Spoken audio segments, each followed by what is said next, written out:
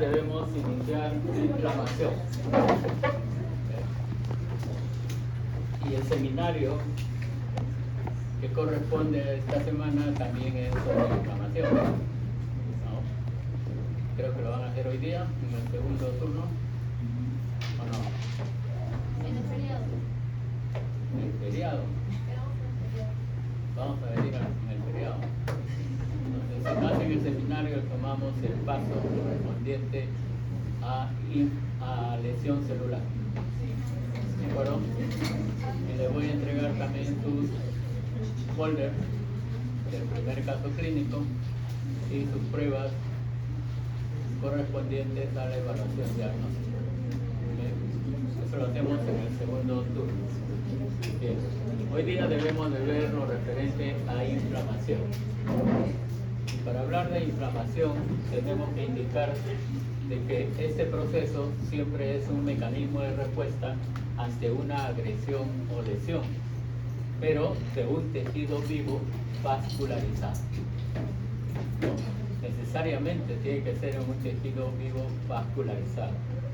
La razón es que en una persona que ya esté muerta no hay este proceso, no hay ningún tipo de reacción. Y lo otro es de que tiene que ser vascularizado porque los vasos sanguíneos son los que van a intervenir directamente en este mecanismo inflamatorio, sobre todo para dar fundamento a los signos clásicos de la inflamación, ¿no?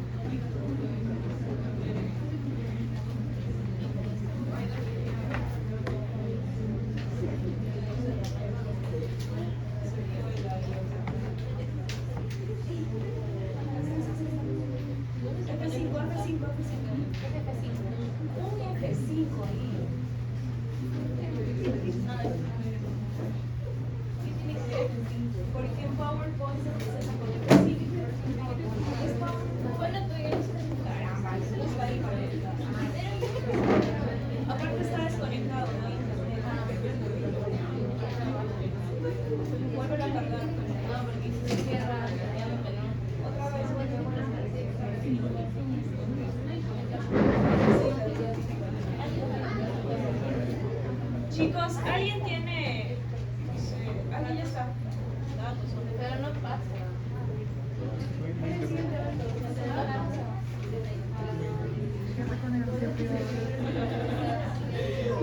Ahora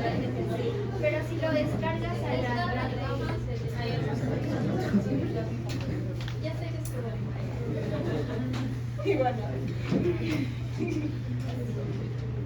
En fin, de la misma página ahí. Está cargando. Sí. Archivo.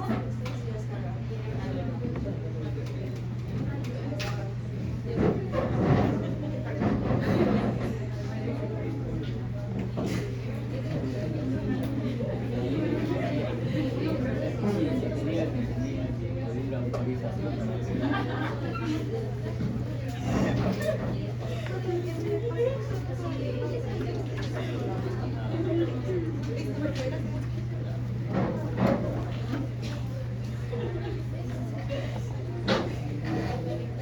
Vamos a demorar, parece.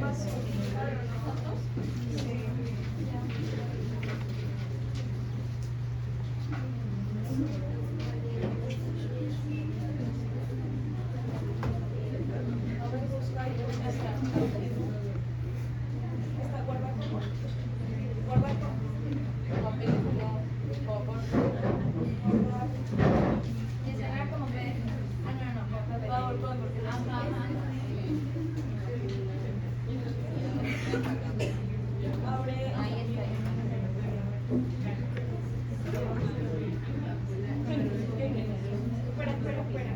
Ve, busca ahí si mi iPhone le abre.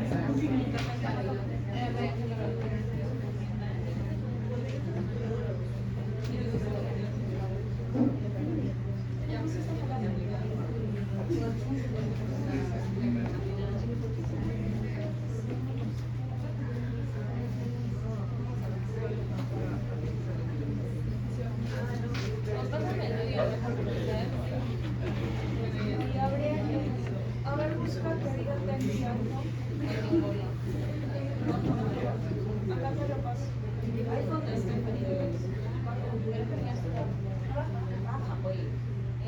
ahí está iPhone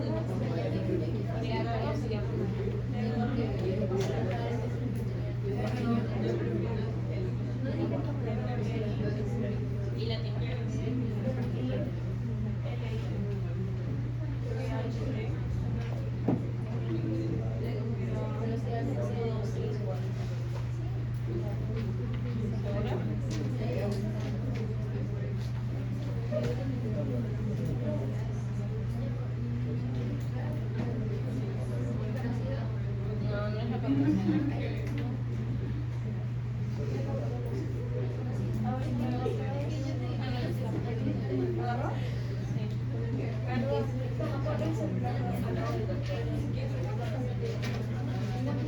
Pones el lugar ahí y ya que le llegue el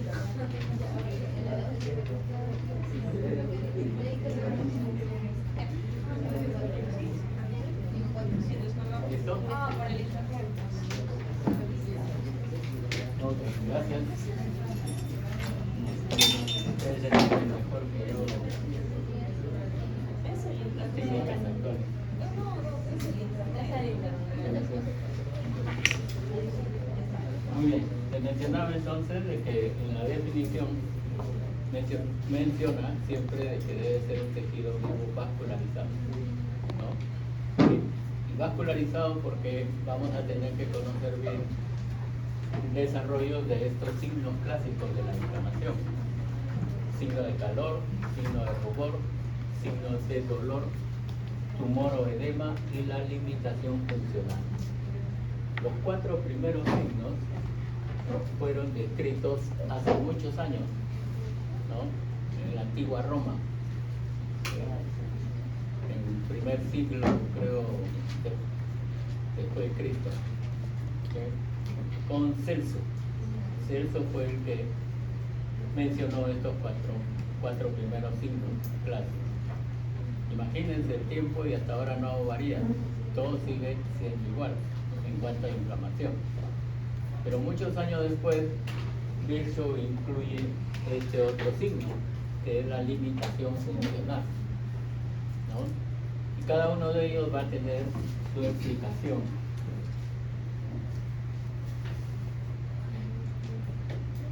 Definitivamente vamos a tener primero los cambios vasculares en la inflamación, ¿no? Cuando un capilar está normal, definitivamente hay una coloración normal del órgano. Pero cuando comienza a iniciarse la inflamación, primero existe una vasoconstricción, ¿okay?, que es rápida y pasajera. Y se caracteriza porque hay palidez en la zona afecta. ¿Okay? Y siempre les menciono a ustedes, ¿no? Presiónense con el dedo de una mano el dorso de su otra mano y van a ver de que se forma una zona pálida, ¿no? Y esa zona pálida es porque están efectuando ustedes una vasoconstricción, no llega el flujo sanguíneo a esa zona, pero eso pasa rápidamente, ¿no? Por eso es que se dice que siempre existe una vasoconstricción inicial, ¿no?, pero que dura muy poco, es pasajera. ¿Sí? Imagínense si es que la lesión fuese más contundente, ¿no? Ahí sí tenemos mayor duración y va a efectuarse una reacción mucho más notoria, ¿no? Entonces, ante toda acción vamos a tener después una reacción, ¿sí? Y la reacción va a ser la vasodilatación. Con esa vasodilatación se aumenta el flujo sanguíneo, ¿no? Y vamos a tener nosotros el desarrollo de estos signos clásicos. Los dos primeros signos clásicos está relacionado con congestión vascular, pero se interpreta que hay calor y rubor. Si ustedes tocan esa zona de lesión, van a encontrar de que localmente hay un aumento de temperatura, que es el calor. Pero si es una lesión generalizada, el calor se interpreta como fiebre, ¿no es cierto? Entonces, y eso es medible, ¿okay? ¿De acuerdo? La fiebre puede ser un signo y puede ser un síntoma a la vez, ¿no? Un signo porque uno lo puede medir, ¿no? Y síntoma porque es lo que va a sentir el paciente, la sensación de calentura, ¿no? Aumento de temperatura en su organismo, ¿okay? Entonces, acá se producen o comienzan a producirse los signos clásicos de la inflamación, el calor y rubor, ¿no?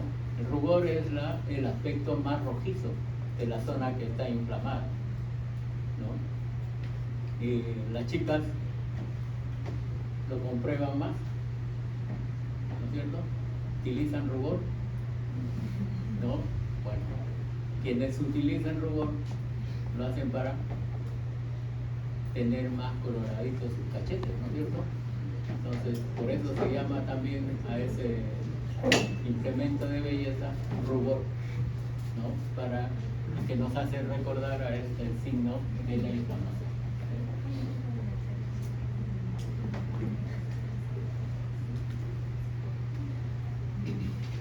También hay que recordar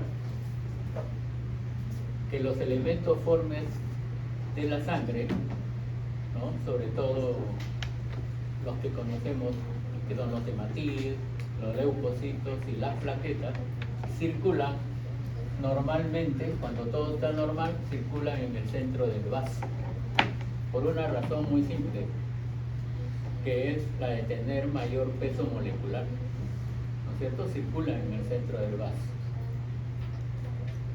Y el líquido de la sangre, que viene a ser el plasma, circula en la periferia, ¿no? Porque tiene menos peso molecular. ¿Sí? Entonces, cuando se inicia el proceso de vasodilatación, ¿qué vamos a tener?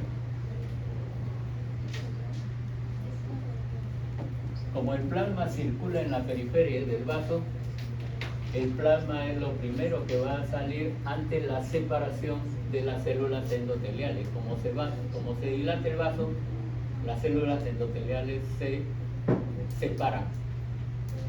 Y por esa razón sale el plasma. El plasma va a estar en el intersticio de los órganos y va a dar origen a lo que es el signo de edema o tumor. Muchas veces es mejor decirle edema, porque tumor, vamos a ver en otro capítulo del curso, este tumor se refiere más a neoplasia. ¿De acuerdo? Lógico que en el plasma hay una serie de elementos que van a ser mediadores químicos de la inflamación. Entonces, esos mediadores químicos van a actuar. Siempre se nos ha enseñado las siglas BAM, ¿no es cierto? B chica AM. Entonces, cerca de los vasos sanguíneos que tenemos, vena, arteria y nervio, ¿no es cierto? Entonces, cerca de los vasos sanguíneos hay terminaciones nerviosas. Entonces, esos elementos que salen con el plasma se van a rodear lo que es el nervio periférico y lo irritan. Ese nervio va a enviar la comunicación al sistema nervioso central y el sistema nervioso central va a contestar produciendo el dolor, ¿no es cierto? Entonces, por eso es que interviene el plasma con una serie de elementos bioquímicos que son mediadores químicos de la inflamación, valga la redundancia. Entonces, por mecanismo reflejo se produce la sensación de dolor.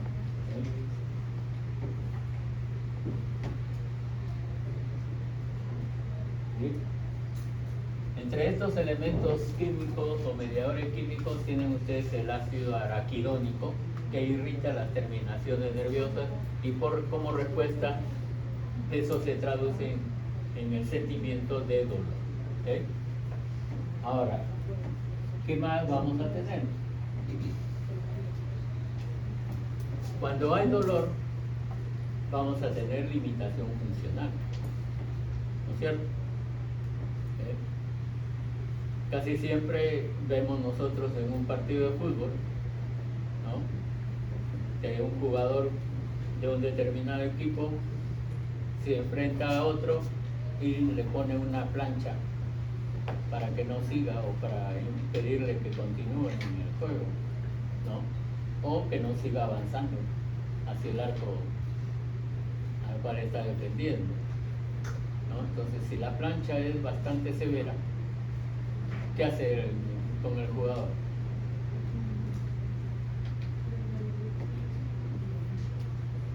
El que sufre la plancha, el que sufre el golpe, muchas veces no va a poder continuar jugando. Entonces, ¿qué está haciendo? Está limitando su función, ¿no? Y por precaución es eso, para no tener mayor gravedad en la lesión.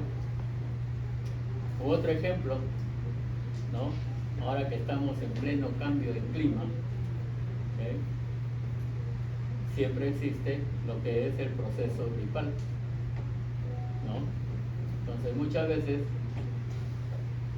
ustedes tienen signo de fiebre, ¿no?, y también hay dolor.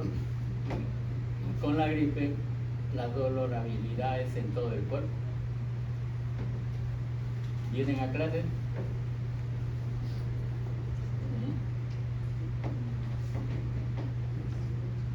A veces no. ¿Okay? Entonces, igual, si uno va al trabajo también, uno está en esa situación con una fiebre sumamente notoria, un decaimiento global y también dolorabilidad en todo el cuerpo, uno limita su función, no va a trabajar, no va a estudiar, ¿no? Entonces hay limitación funcional. Tuvo razón quien indicó de que había limitación funcional en este proceso inflamatorio.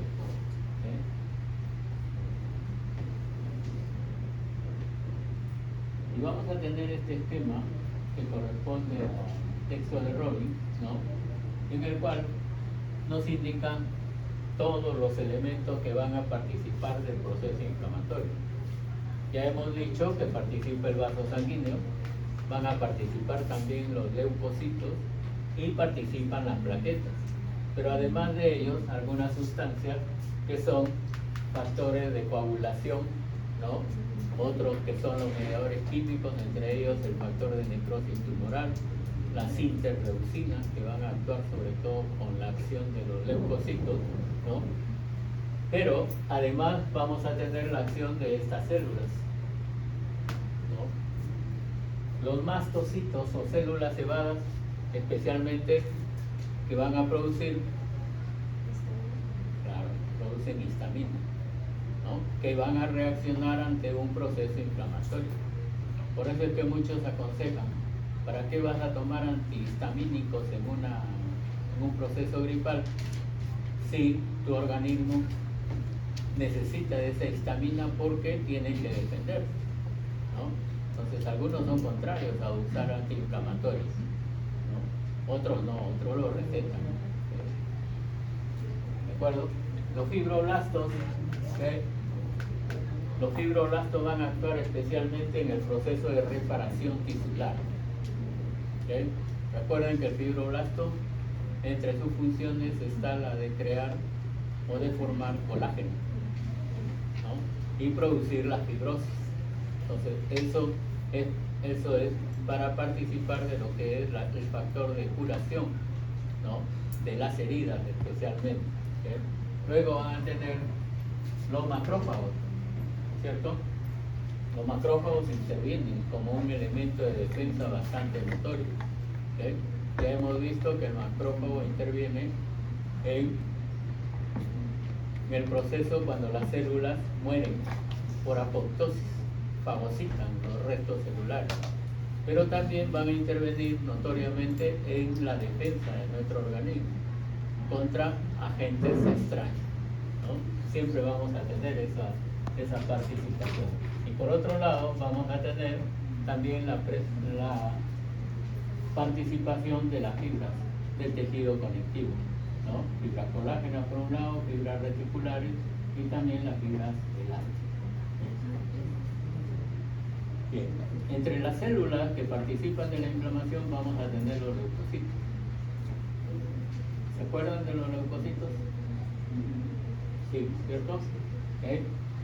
Vamos a tener los neutrófilos en primer lugar, ¿okay? Luego tenemos los eosinófilos, los basófilos, los monocitos y los linfocitos. Y esto es notorio, ¿por qué razón? Porque tenemos que recordar cómo es un hemograma. ¿Okay? ¿Por qué razón tenemos que recordarlo? Porque es uno de los primeros exámenes que casi siempre le pedimos a un paciente. Apenas ustedes ya tienen la presencia de un paciente, de frente le están pidiendo ahí su hemograma, numeración y forma, ¿no? Eso es clásico para todo paciente, para toda dolencia. Y si no tiene dolencia también se le pide. Entonces es importante el hemograma, numeración y forma. ¿Por qué razón numeración? Porque ahí viene la cantidad de leucocitos que una persona tiene en su organismo, la cantidad total. También viene el porcentaje que corresponde a cada uno de estos elementos, ¿okay? Entonces interviene, ¿no?, el conocimiento de cada elemento. ¿Y cuál de los leucocitos siempre está en mayor cantidad? Los leucocitos neutrófilos, ¿okay? Estos leucocitos. Y acá nos falta una foto porque hay otro neutrófilo que es el abastonado, que es el leucocito más joven que podemos tener en sangre periférica. No hay otro más joven. ¿De acuerdo? Entonces, esos leucocitos están en mayor cantidad, sobre todo cuando se hace un recuento en porcentaje. Porque el número total de leucocitos, ¿cuánto es? Entre 4.500 y medio. No, sí. ¿Segura? ¿Por qué 4.500?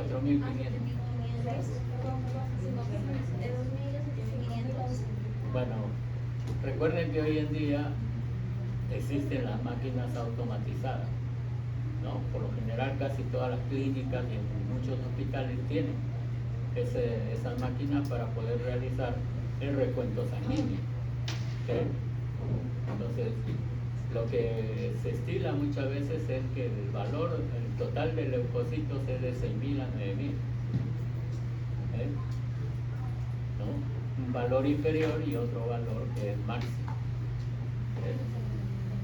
Si es que las cifras salen menos de la cantidad mínima normal de leucocitos, de neutrófilos sobre todo, de leucocitos especialmente, vamos a decir que hay una leucopenia. Leucopenia, que es la disminución de leucocitos. Pero si se aumenta el número total de leucocitos, tenemos el proceso opuesto que se llama leucocitosis. ¿Sí? Entonces, eso es en el número total, que siempre es importante conocer. Y después vamos a tener los valores de cada uno de estos leucocitos, pero en porcentaje. ¿Sí? ¿Por qué se ideó esto de porcentaje? Y se ideó para poderlo leer en una lámina, un extendido de sangre periférica que se colorea con qué?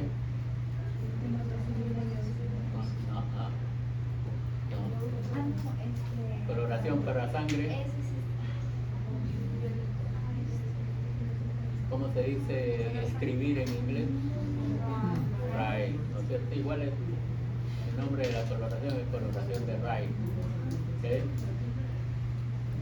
Entonces, cuando se ve en lámina, imagínense ustedes si es que van a contar los 6.000 o 9.000 leucocitos. No, hay que contar 100 leucocitos que se observan en lámina. Por eso son cantidades relativas, ¿no?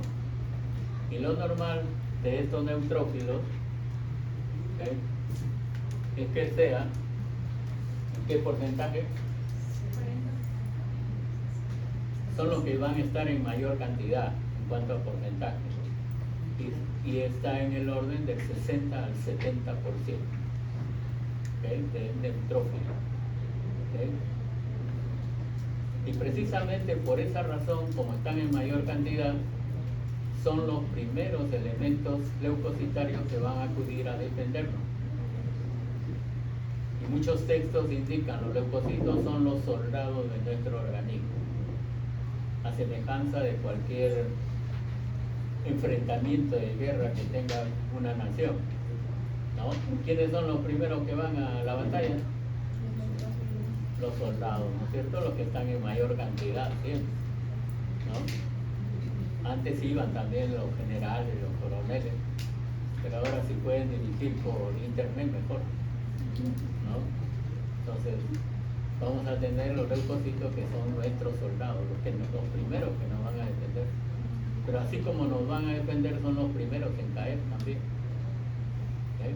Entonces, cuando hay un incremento de esos leucocitos polimorfonucleares o leucocitos segmentados, vamos a tener un proceso inflamatorio agudo. Eso caracteriza la inflamación aguda. Entonces, en el hemograma se va a traducir con incremento de esos leucocitos.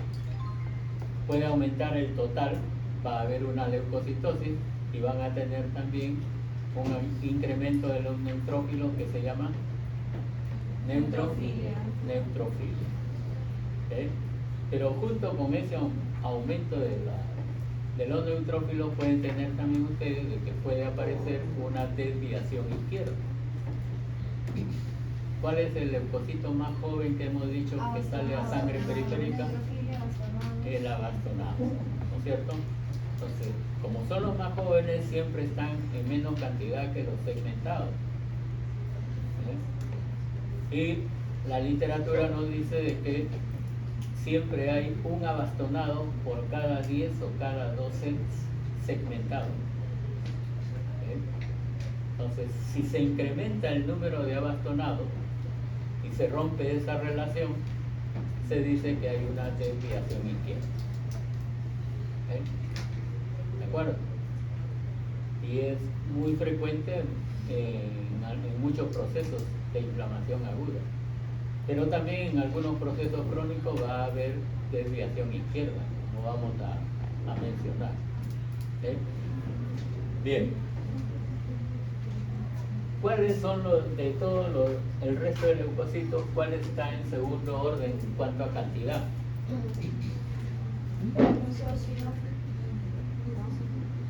De todos los que quedan, de todos estos, ¿cuál está en segundo orden en cuanto a cantidad? Los linfocitos. Los linfocitos, ¿no? Los linfocitos que están en el orden de 20 a 30%. Muchas veces en un hemograma ustedes cuentan 70 segmentados y de repente el total del linfocito es 30. Ahí tienen el hemograma completo. No hay los otros elementos. ¿Okay?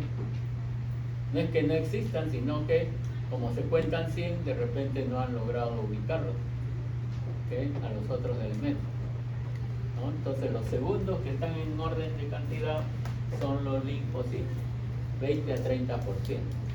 ¿Okay? Y el tercero,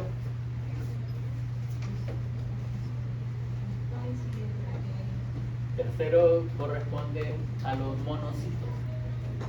Los monocitos, que son los leucocitos más grandes, ¿no? ¿Okay?, que tienen el núcleo arriñonado, y el porcentaje en el cual se encuentra es de 5 a 8%. ¿Okay? Está menos que los linfocitos. Pero, ¿qué característica tiene el monocito en la sangre?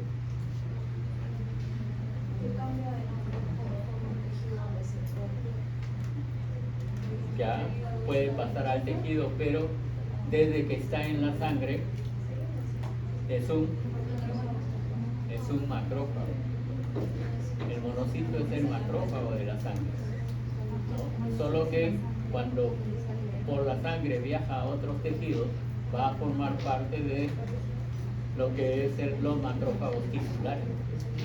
¿Okay? Y va a formar parte también de lo que van a conocer ustedes del sistema fagocítico mononuclear. ¿Okay?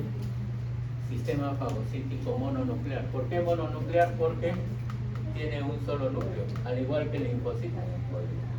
¿Okay?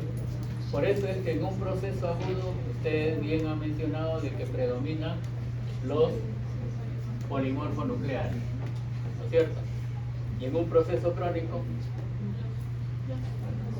van a predominar estos dos, ¿no?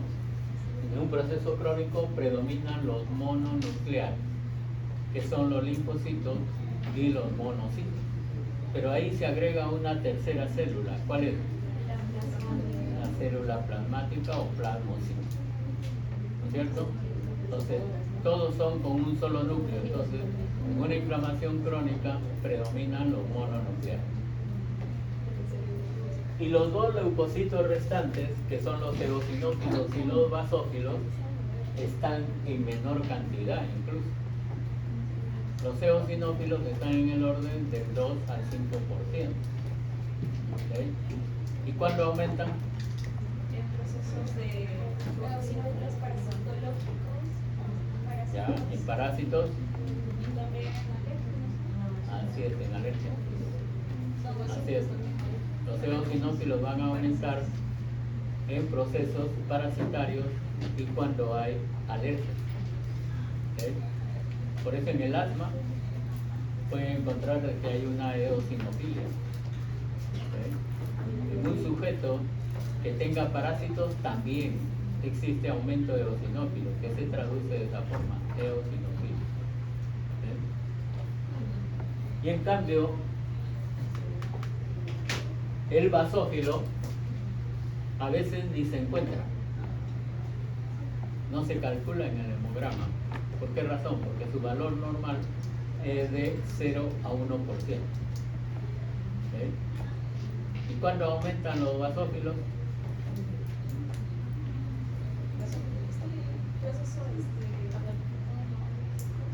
Podría ser también, pero más en enfermedades inmunológicas. ¿Okay? Puede incrementarse los basófilos. ¿Okay?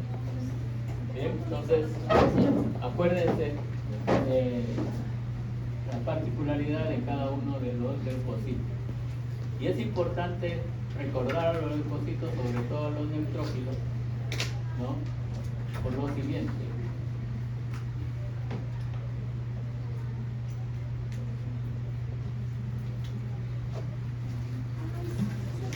Acá hemos desarrollado lo que es el mecanismo de acción leucocitario. Cómo participa el leucocito en el proceso inflamatorio. Hemos dicho que entre los elementos formes, sobre todo los leucocitos, cuando todo está normal, circula en el centro del vaso, ¿no es cierto? Pero sabemos que los leucocitos tienen que participar en defensa de nuestro organismo. Entonces, ¿qué van a realizar? Lo primero, tienen que, del centro del vaso, acercarse al borde del vaso, ¿no?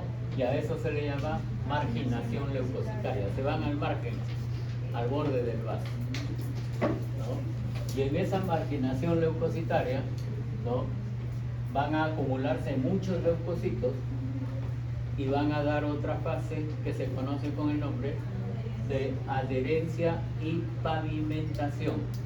Pavimentación, ¿por qué? Porque todos los leucocitos quieren salir y se acercan al borde y da la apariencia de ser un enocetado, un piso, ¿no? Por eso se le llama así pavimentación, como si fuese un pavimento.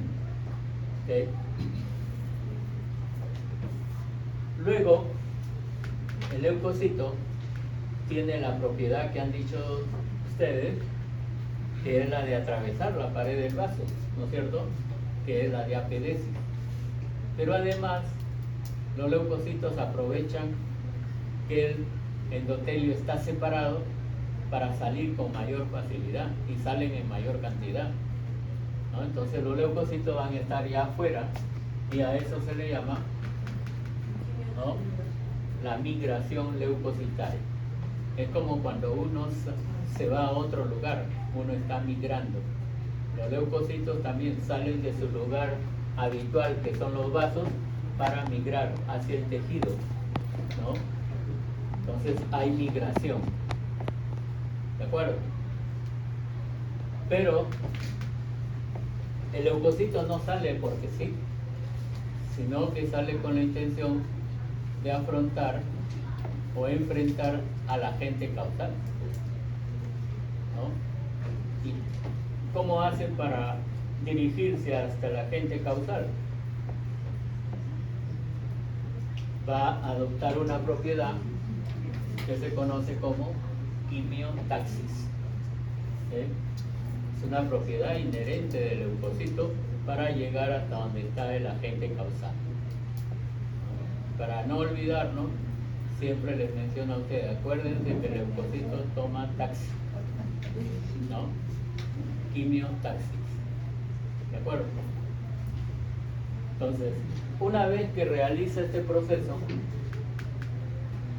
se enfrenta al agente causal y por lo general fagocita a ese agente causal. ¿Y qué va a pasar en ese proceso de fagocitosis? Ahí pueden suceder hasta 3 eventos. Puede suceder que el agente causal, ¿no?, sea eliminado por el leucocito, que el leucocito lo digiera, lo elimine, ¿no? Ahí felices nosotros porque no va a haber enfermedad, ¿no es cierto? Pero puede suceder lo contrario. Puede suceder que el agente causal destruya los leucocitos, que es lo que se presenta cuando hay pus. El material purulento es la muerte de los leucocitos polimorfonucleares que nos están defendiendo. Entonces ahí sí hay que preocuparse. Como el leucocito está siendo derrotado, ahí vamos a tener nosotros las evidencias o el inicio de la enfermedad. Pero hay un tercer evento, y este tercer evento es lo que sucede sobre todo en los procesos parasitarios, ¿no? El leucocito, cuando está frente a un parásito, a veces no le hace nada. El parásito tampoco. y más bien los dos se van a necesitar para subsistir. Entonces viene lo que se conoce con el nombre de simbiosis. Los dos se necesitan. ¿Okay? Por eso es que los parásitos persisten en nuestro organismo cuando tenemos esa infestación. ¿Okay? Difícilmente los eliminamos. ¿Okay? Y hay que tomar algún medicamento que ayude a eliminar esos parásitos. ¿Cierto? Entonces, acuérdense bien de esto. Pero para que el leucocito realice todo este proceso, necesita de los mediadores químicos, ¿no? Sobre todo, ¿no?, en este fenómeno de adherencia y pavimentación participan lo que son las integrinas. Y entre las integrinas tenemos el ICAM 1.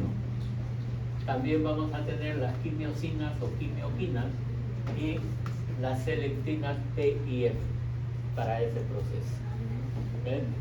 Luego vamos a tener nosotros que cuando atraviesa la pared en el proceso de diapedesis necesitamos también del PKAM1 y el CD31.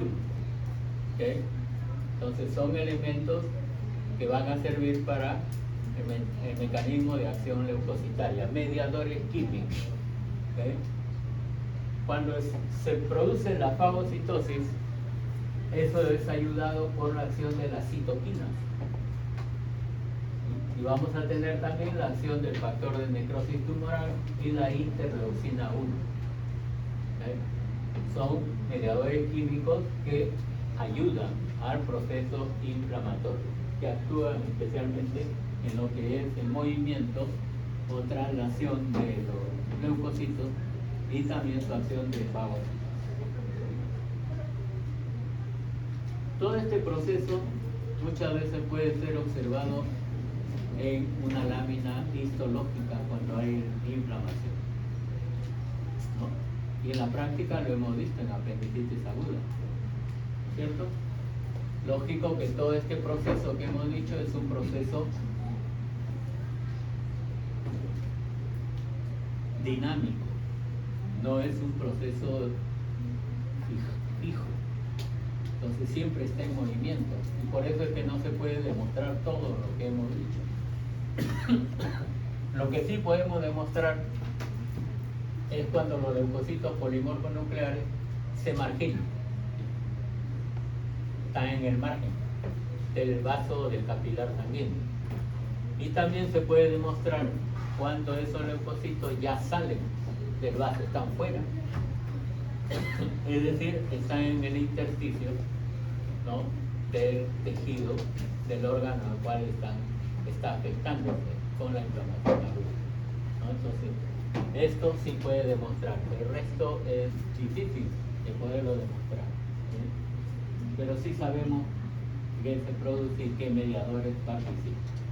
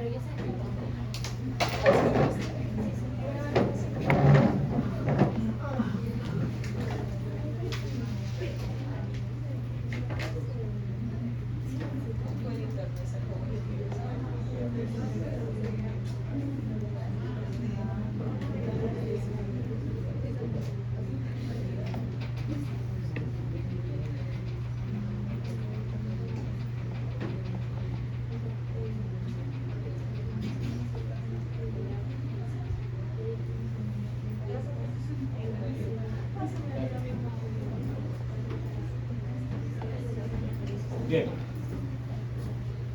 entonces en esta literatura ponemos ahí lo que es la importancia de los leucocitos, ¿no?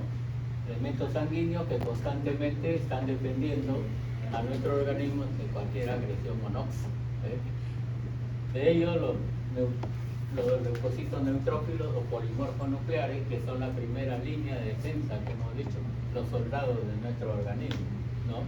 Y los linfocitos nos van a defender posteriormente y tienen la importancia del mecanismo inmunológico. Recuerden que los linfocitos participan de todo proceso inmunológico, que es también una forma de defensa de nuestro organismo, ¿no? Y a la vez debemos de mencionar de que los monocitos, cuando pasan al tejido, se convierten en histocitos o macrófagos, ¿no? Que hoy lo han visto en la práctica, ¿no?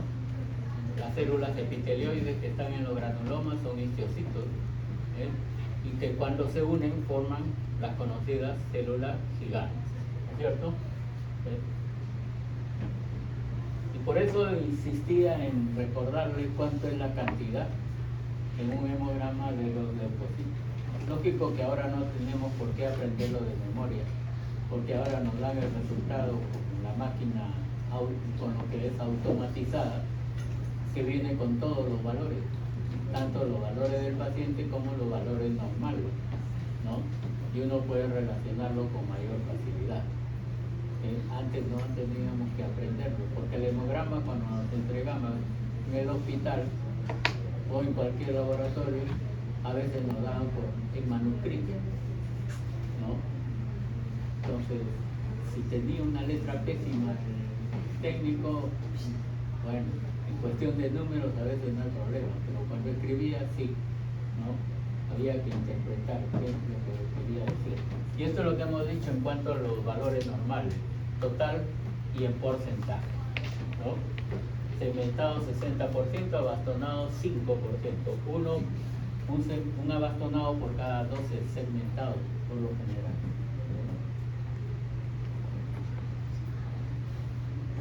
Bien, entonces,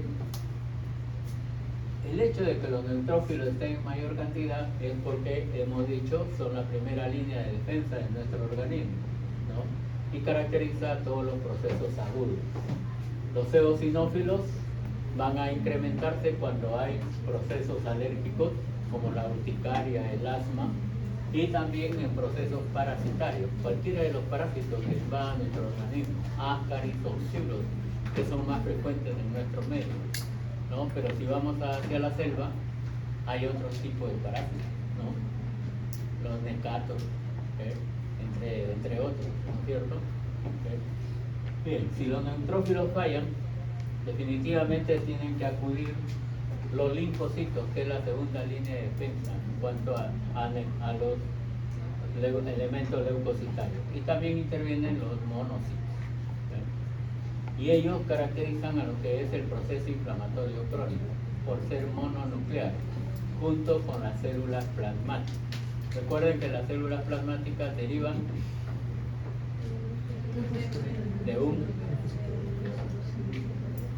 del linfocito B.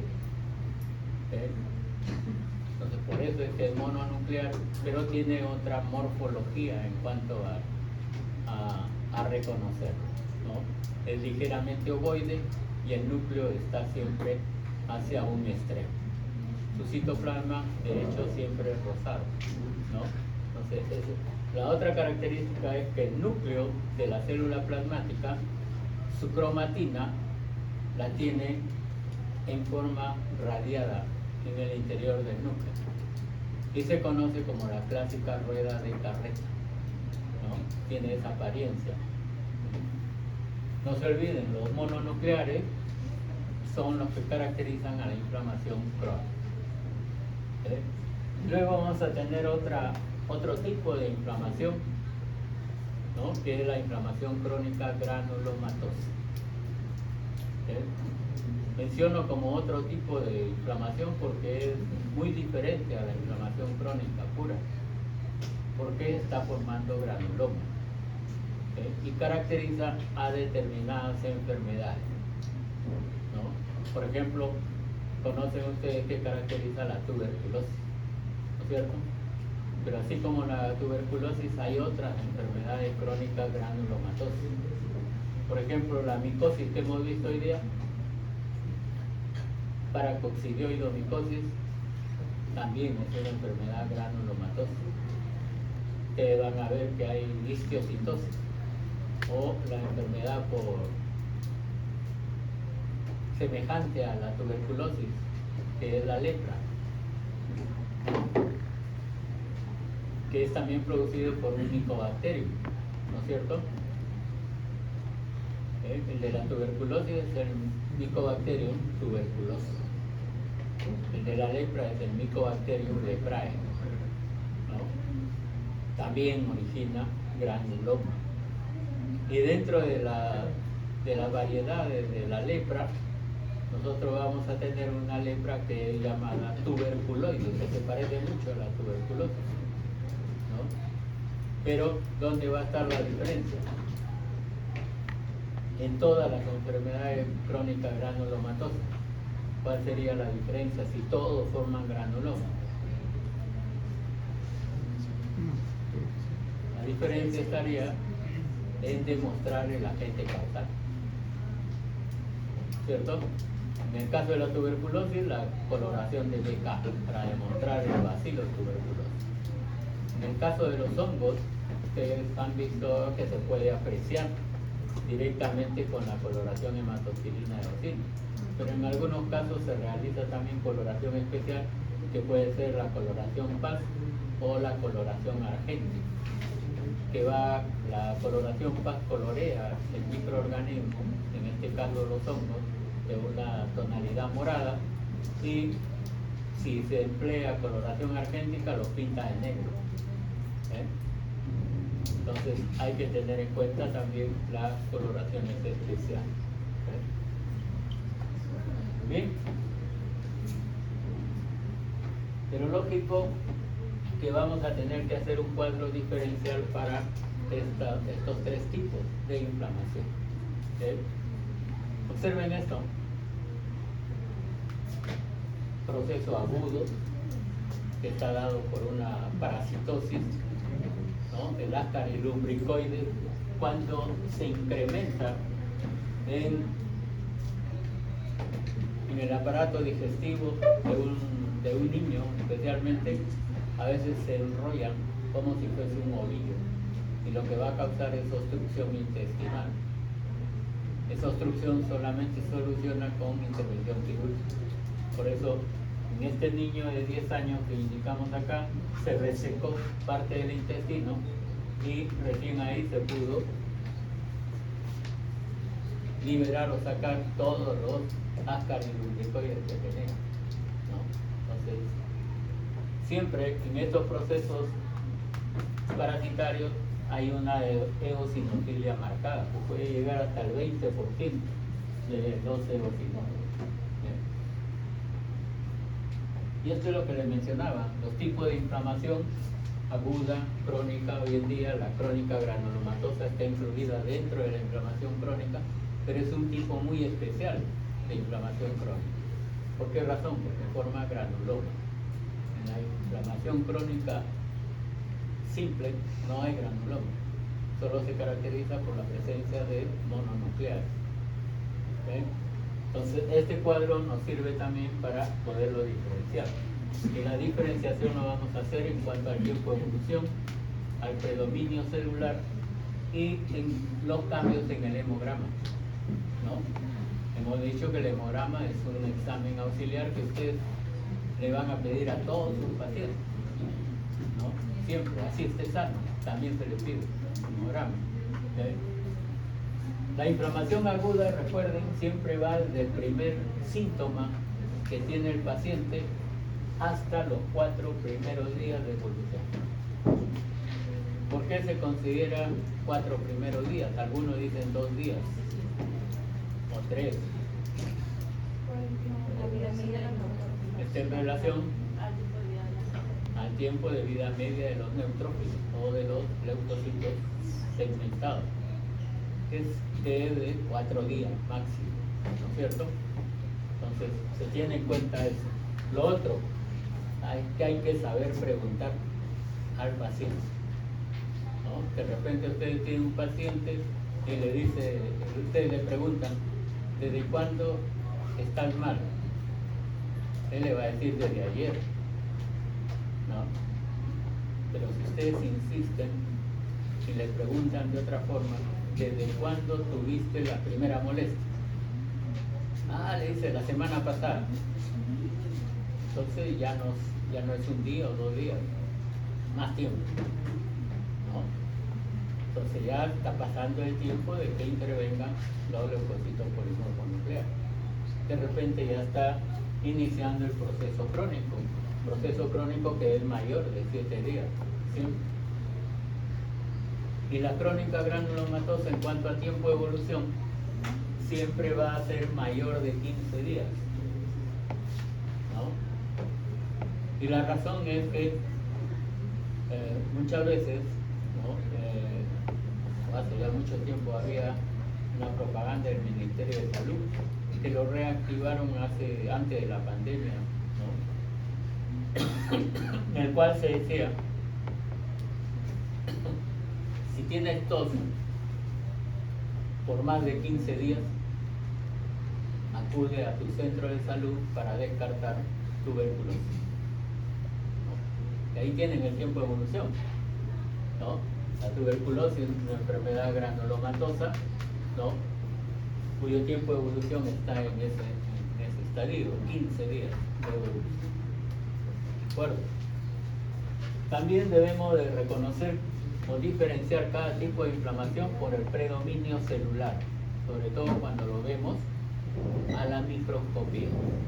La inflamación aguda definitivamente polimorfonuclear, sobre todo los neutrófilos. También con los abastonados, que es un tipo de neutrófilo. La inflamación crónica por los mononucleares, que son los linfocitos, los monocitos y las células plasmáticas. ¿Sí? Recuerden que las células plasmáticas no están en la sangre periférica, no se cuentan en un hemograma, ¿o sí? ¿Qué dicen? ¿Las células plasmáticas se consideran en un hemograma o no? ¿O están en sangre periférica? No están. Tampoco están en el hemograma normal. Las células plasmáticas están solo en el proceso inflamatorio crónico y se ubican en el intersticio de todos nuestros tejidos. Entonces, están presentes, sí, pero se incrementan cuando hay el proceso crónico. Pero nunca deben estar en sangre. ¿Por qué razón? ¿Qué pasa si en un paciente le encuentran células plasmáticas en su hemograma? ¿Qué será?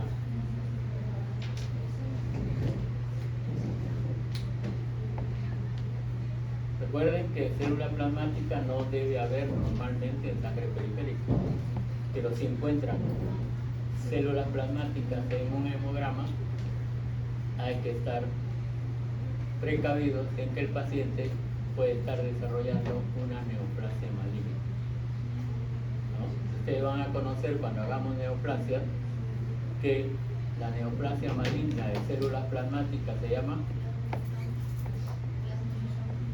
plasmocitoma o mieloma múltiple. Plasmocitoma o mieloma múltiple. ¿Por qué razón mieloma múltiple? Porque afecta mayormente a los huesos, a la médula ósea de los huesos. Y por lo general afecta a huesos planos, es decir, los huesos del cráneo. Cuando ustedes ven una radiografía del cráneo, o lo han visto en anatomía, cuando es normal, se ve de qué color el hueso. Al verlo también macroscópicamente se ve de color blanquecino, ¿no es cierto? En la radiografía también es radio opaco, ¿no es cierto? ¿Okay? Pero cuando hay una neoplasia maligna de células plasmáticas en esos huesos planos, ¿no? Se va a observar áreas radiolúcidas. Ya no es todo radiopaco, sino encuentran áreas radiolúcidas que Radiológicamente se conoce con el nombre de imágenes en saca vocal, ¿no? Entonces, es algo semejante cuando a uno nos sirven un helado, agarran la cuchara de helado y sacan una bolita de helado, ¿no? Igual queda una porción redonda en la imagen del hueso, pero radiolúcido, ¿no? Entonces, eso es la imagen característica del mieloma múltiple o plasmocitoma, que es imagen en saca vocal.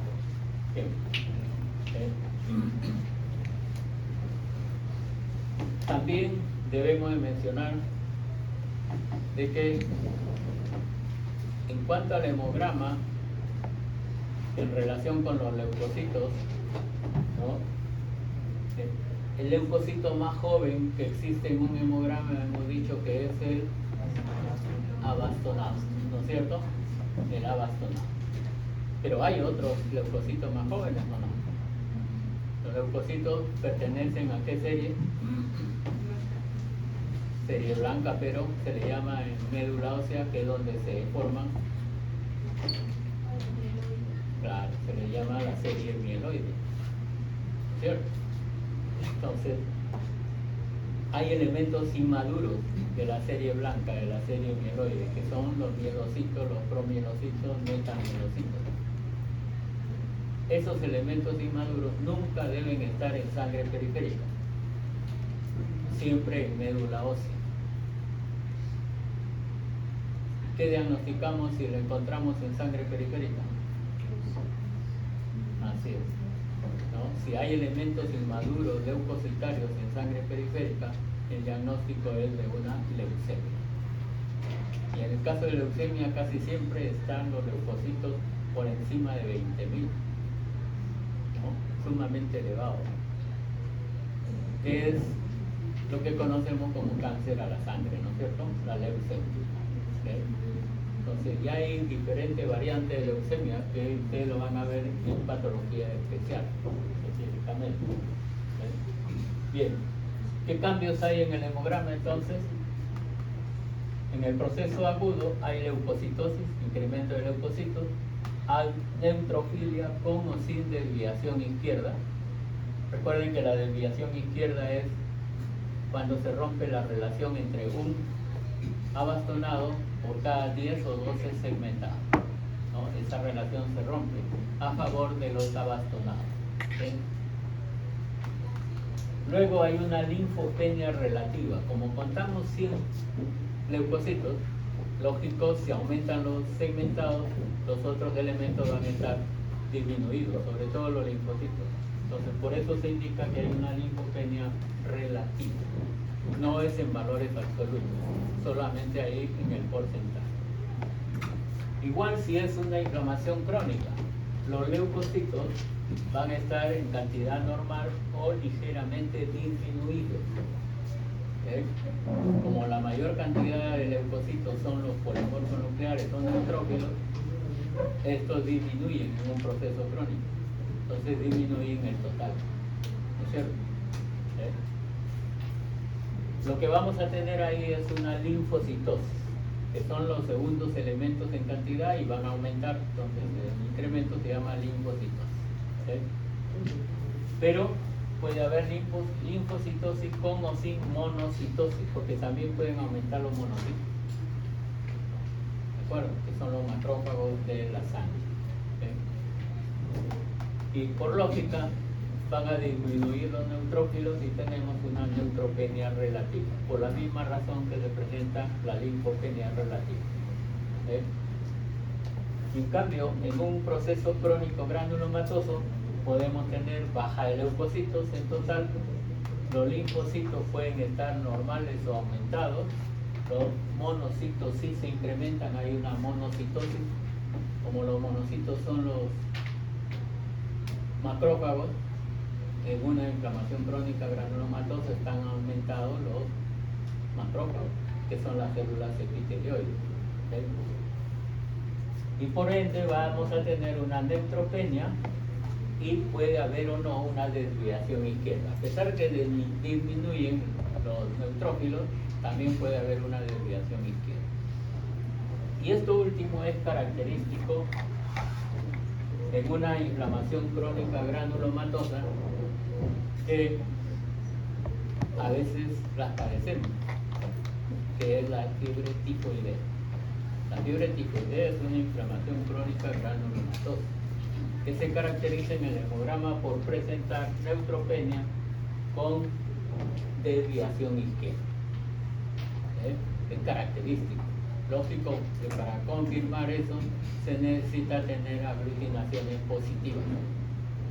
Pero recuerden, como es una inflamación crónica granulomatosa, las aglutinaciones no se pueden pedir en forma inmediata. Siempre se piden después de los 15 días, ¿okay?, de evolución, para que salgan positivas. Aglutinación. Así se llama, aglutinaciones, para confirmar fiebre tifoidea. Y se le denomina aglutinaciones típicas, porque ustedes dosan, ¿no?, es lógico que es inmunológicamente, ¿no?, lo que es el antígeno somático y el antígeno flagelar, ¿no? Ambos tienen un valor determinado, ¿okay?, que debe ser positivo para esa enfermedad, ¿okay?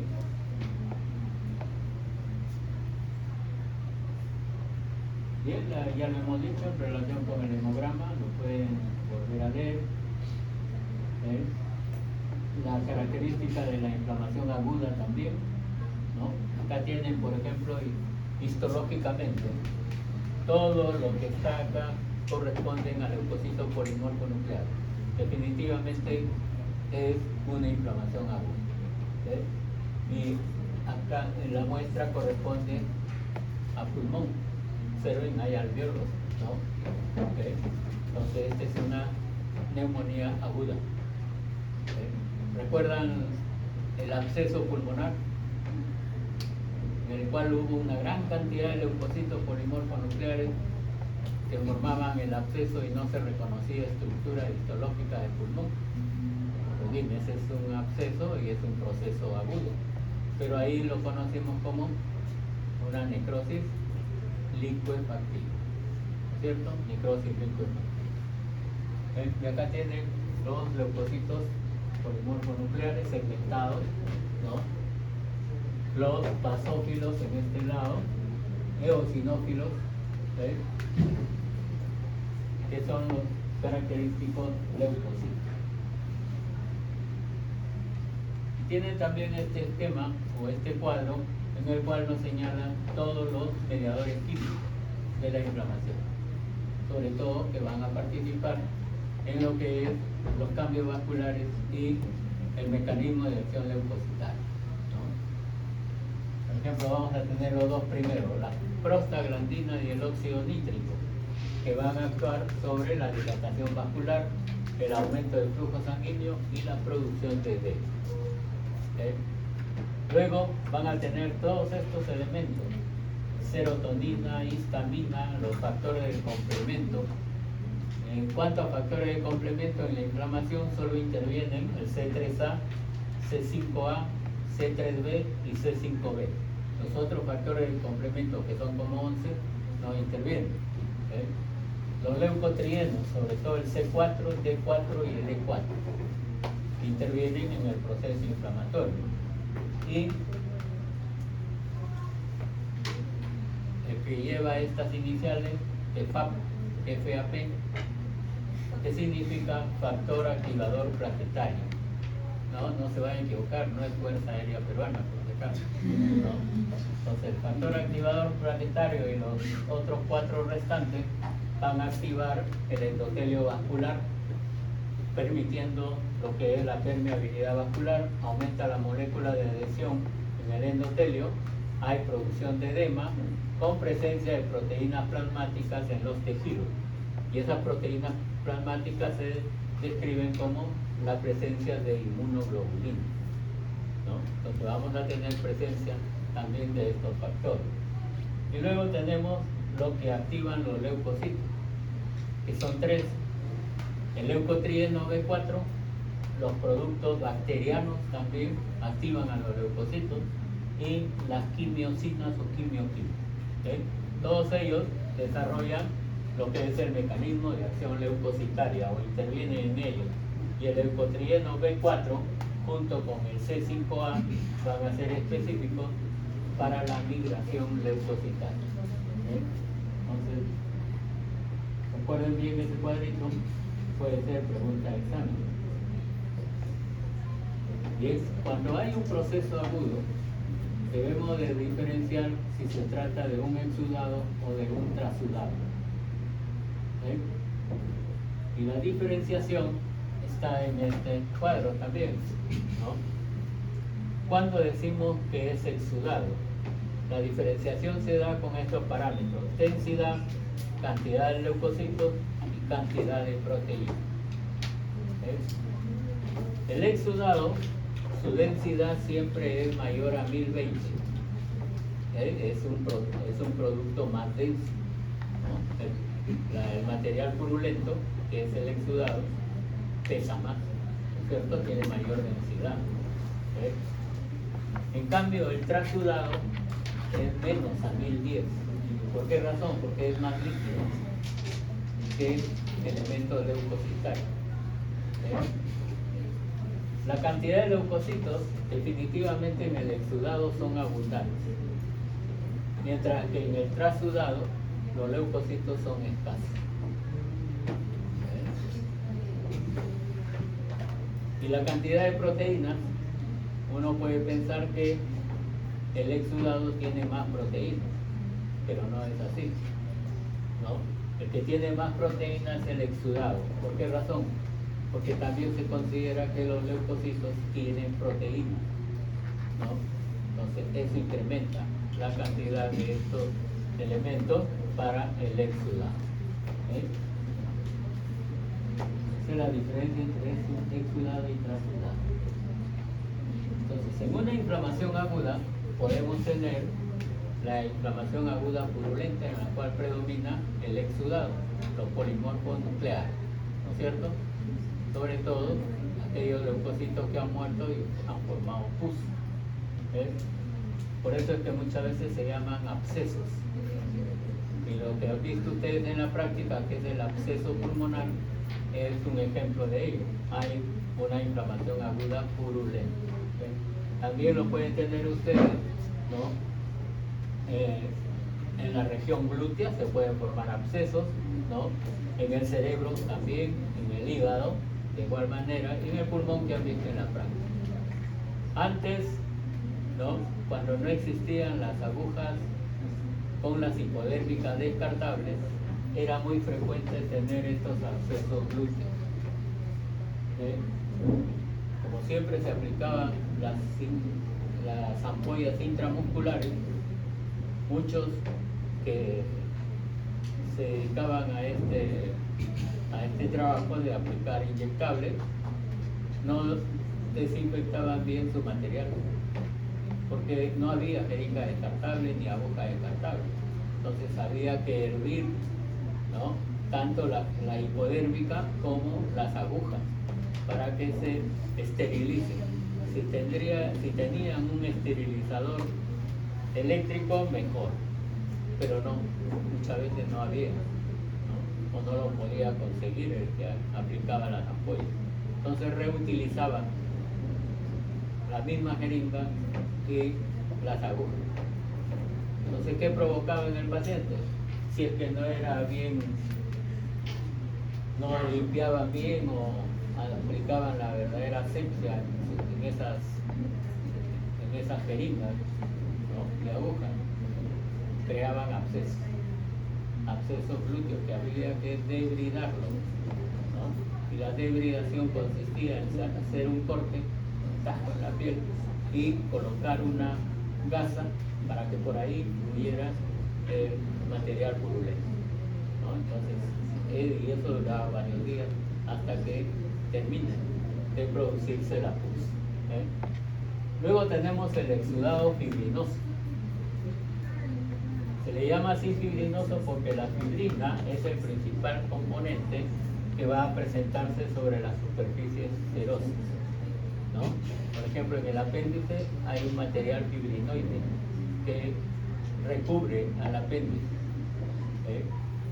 Luego, en el derrame pleural también, cuando hay ascitis en las vísceras abdominales se va a encontrar ese material fibrinoide, o fibrino. Pero puede haber una mezcla de los dos, ¿no? Un exudado fibrino purulento o mixto. Entonces hay tanto fibrina como pus. Entonces hay que diferenciarlo siempre. Exudado de transudado. Observen ustedes microscópicamente esto es un exudado neutrofílico, pus. Acá exudado fibrinoide. Hay muy poca cantidad de leucocitos polimorfonucleares, mayormente fibrino. Y en este que es mixto, hay una buena cantidad de leucocitos polimorfonucleares y también material fibrinoide, ¿no? Entonces un exudado mixto. Son los tipos de exudados o que se presentan en la inflamación aguda. Bien, no está de más mencionar, pero esto corresponde órgano, definitivamente cerebro, la masa encefálica. Acá está parte del cráneo, acá está la otra base del cráneo. Todo esto es el cerebro, pero tiene este material cremoso, verdoso, incluso, que corresponde a una meningoencefalitis purulenta. Puede llegarse a ese extremo en un proceso agudo que afecte las meningos. Meningoencefalitis purulenta.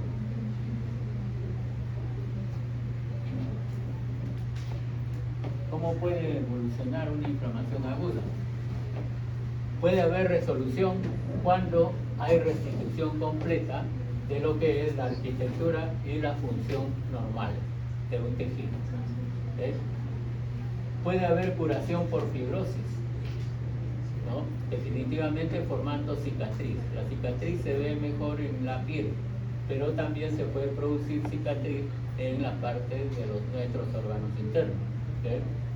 Pero esta curación por fibrosis tiene que presentar primero el tejido de granulación, ¿de acuerdo? Y luego regularmente se forma tejido fibroso. ¿Y a qué se llama tejido de granulación?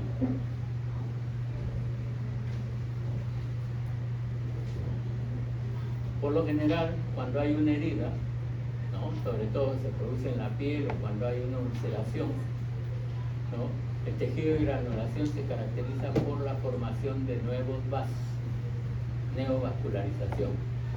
Hay un incremento del tejido fibroso y además existen leucocitos polimorfonucleares, ¿no? A eso se le denomina tejido de granulación. Eso indica, eso se ve cuando uno está curando una herida, se ve rojizo, y eso indica de que la herida está evolucionando bien,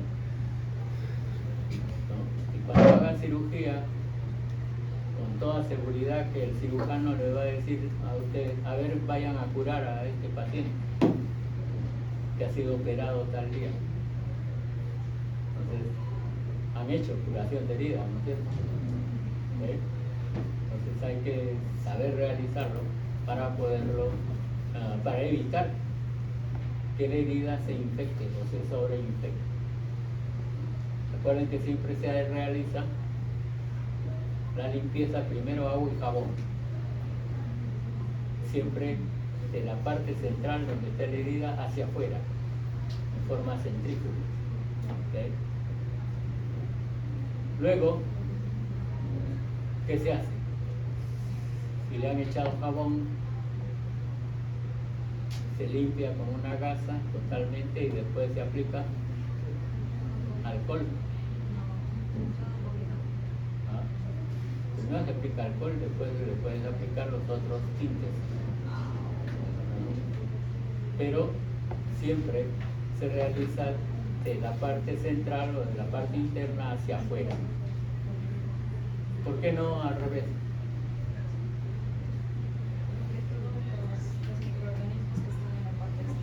Claro, mayormente están hacia afuera. Así es, entonces en lugar de darle una buena curación, están haciendo ustedes mal las cosas, ¿no? Entonces siempre hay que realizarlo de adentro hacia afuera. ¿Okay? Por eso es que el alcohol, ¿para qué sirve? Lógico que no es para tomarlo, ¿no? Sino en las heridas. ¿Ah?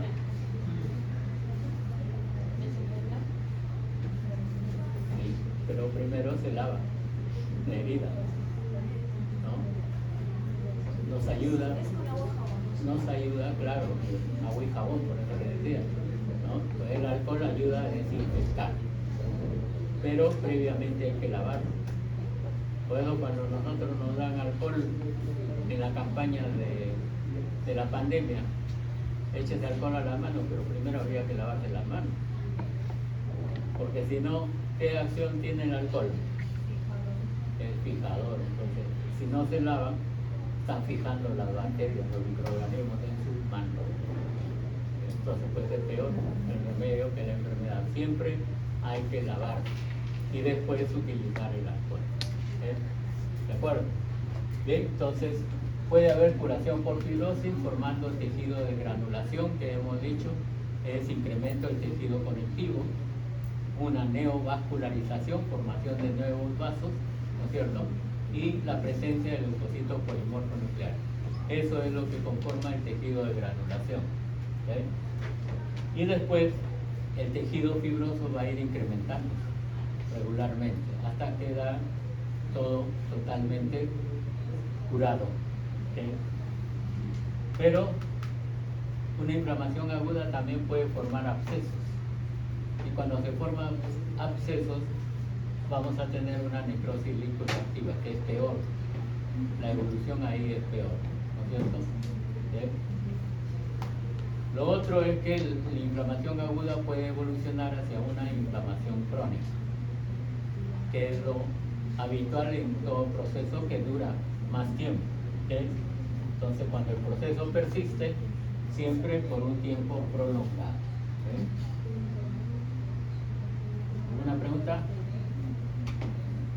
¿Vamos en hora? Sí, ¿no?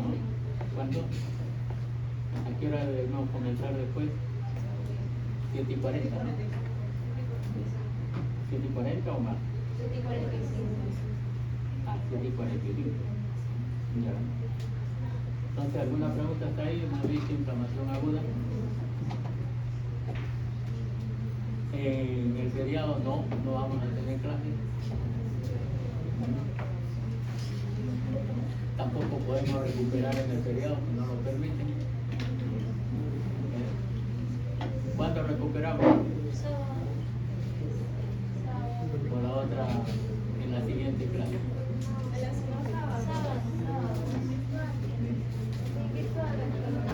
Pero en la mañana no.